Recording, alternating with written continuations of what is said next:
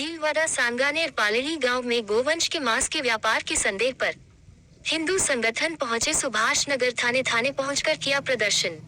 उपनगर सांगानेर में उस समय माहौल बिगड़ गया जब सूचना मिली कि ठेकेदार द्वारा गोवंश के मांस का व्यापार हो रहा है। देखते ही देखते मौके पर विश्व हिंदू परिषद और बजरंग दल के कार्यकर्ता व ग्रामीण का जमावड़ा लग गया और बाद में ठेकेदार पर आरोप लगाते हुए सुभाष नगर थाने के बाहर विरोध प्रदर्शन करने लगे। वहीं विश्व हिंदू परिषद द्वारा ठेकेदार के खिलाफ मुकदमा भी दर्ज कराया। इस मामले में सीओ सदर रामचंद्र चौधरी ने कहा है कि मामले की गंभीरता को देखते हुए मौके पर एफएसएल टीम को भेजा है। ठेकेदार को भी तलब किया है। अगर कोई दोषी पाया जाता है तो उचित से उचित कार्रवाई होगी। भगवान न्यूज 24 से विशाल शर्मा की यह खबर।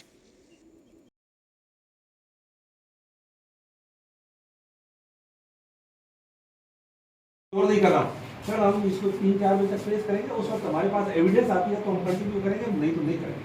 हम इसमें सर कंटिन्यू तो सब दिख ही रहा है ना सर। वो अलग है, आपका कहना है काला कोर्ट में हमें कागज बोलना पड़ता है।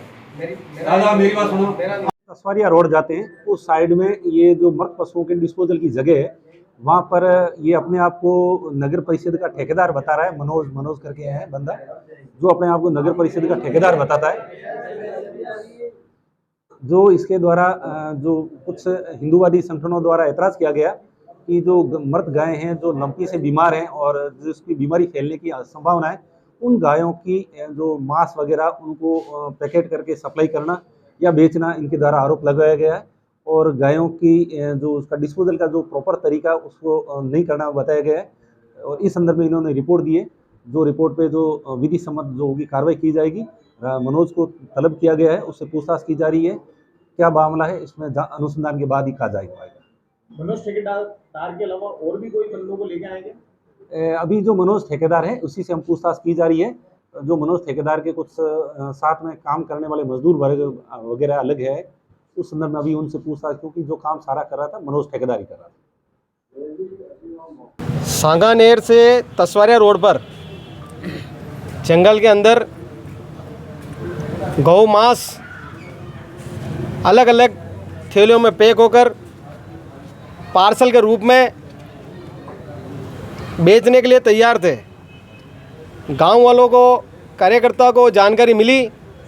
वहाँ जब कार्यकर्ता पहुँचे तो जिस तरह से एक व्यवस्थित रूप से किसी सामग्री को पैक करते हैं बेचने के लिए, उसी प्रकार से गौ मांस के टुकड़े को अलग अलग सैंपल, अलग अलग वैरायटी, ये नस अलग है, ये गुर्दा अलग है, ये क्या क्या अलग है, इस तरह के मांस के पार्सल बने हुए थे।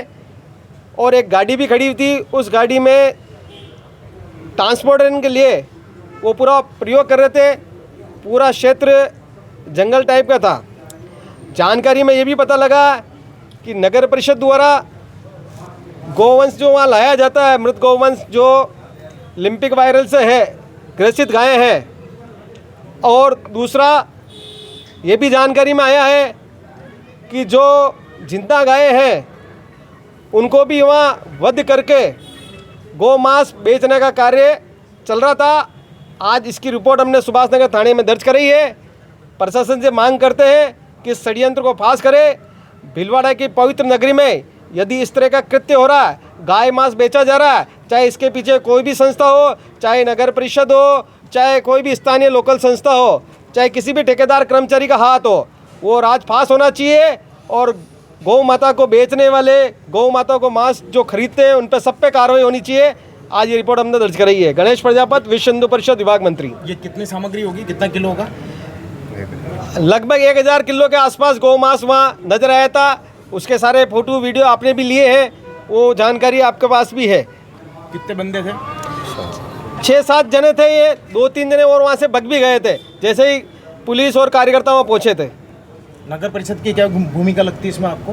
नगर परिषद का ये है कि किसी के मृत पशु जो होते हैं जो लिम्पिक वायरस है, वहाँ उसका डालने का काम, गाड़ने का काम ये लग रहा था। यदि गाड़ने का काम है तो फिर गाय का मांस कैसे आ रहा है?